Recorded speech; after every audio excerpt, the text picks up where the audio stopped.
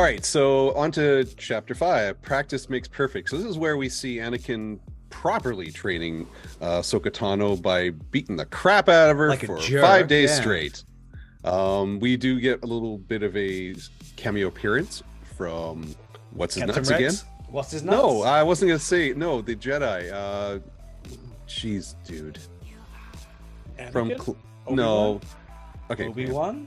I'm gonna redo this. whole again. Anakin? Stop it! Stop saying names. Kanan. Stop Kanan. Kanan Jarrus. Young Kanan Jarrus. Yeah, just totally idolizing Ahsoka. Yeah, and then we see him leave as well. He's like talking to his master, going, "Oh my god, did you see that?" But then that begs the question: when they meet in Rebels, do they know each other at that point? Because they do meet in Rebels, because she is. Falcon. Yeah, but I don't think Kanan. Like he would know her, but she He would wouldn't idolize her. necessarily know him. Yeah, he would idolize her from that moment onwards after watching that, right? Which is why I'm wondering. He's like idolize. We just like, hey, that she kicks ass. That, you know. But you know what I mean? As a young Jedi, you'd say, do you remember that Jedi we watched kick total ass? Yeah. And then when he sees her in Rebels, you expect him to be like, you know who that is? You know what I mean? Because she would have been a legend for him by then. You know? Yeah.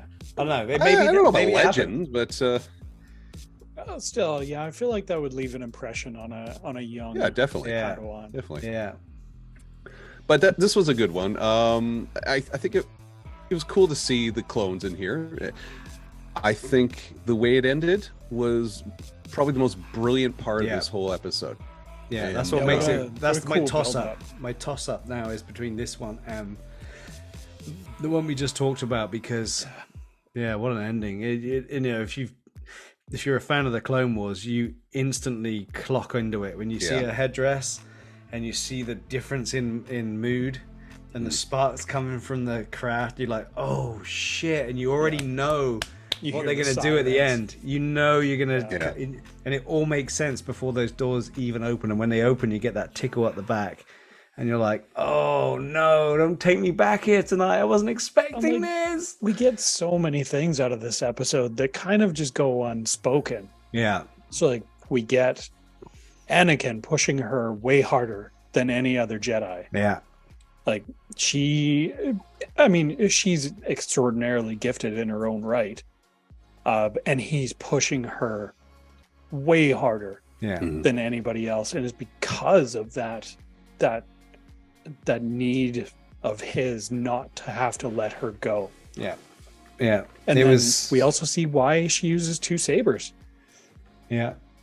Because they're better at deflecting blasters from multiple angles, right? Yeah. Right. Like it's all of that kind of just build up of her character that we see and never really think about. Remind me again, did she have 2 sabers in when we first got introduced to Ahsoka Tano? No. Yeah, that's what I thought. She only had 1 saber at the start of this episode as well. Yeah. Yeah, I remember that, but I'm talking like when we first get introduced to Ahsoka. She only had 2 sabers at the start of season 3. Okay. I love it when she says, how long was I out? He's like, an hour. She's like, an hour. He goes, yeah, Jesse really tagged you. Sorry, Commander. My bad. That was so good. That was so awesome.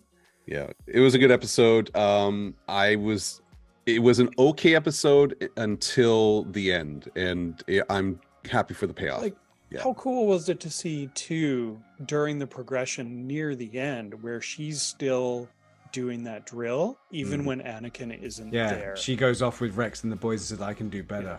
Yeah. She wants to get better. She wants to be like Anakin's not there pushing her anymore, but she's still doing it. But I don't remember in Clone Wars. I don't remember the impact of those doors opening and seeing all those helmets all in orange and white. I don't remember having that same impact as when you look out now on this episode and you see the door open. You see all of the squad there with their orange and white helmet, which was just I don't remember having that impact. I remember feeling, oh shit, this is nuts. But I thought we saw it from the opposite direction. Actually, I thought we saw it from behind the That's probably shoulders. why. Yeah. That's probably why. So the moral of this episode is push your children till they're unconscious for 4 hours and then keep pushing. Yeah. You want your child to grow up tough and strong, beat him senseless daily. Yeah. So Well, I mean, that's the thing true. is Anakin's possessiveness ultimately saved her life in that that situation where she was on the ship and Order 66 gets called. Yeah. Mhm. And able to take him on as well, where we see in your favorite episode with the twirly umbrella lightsabers that fly.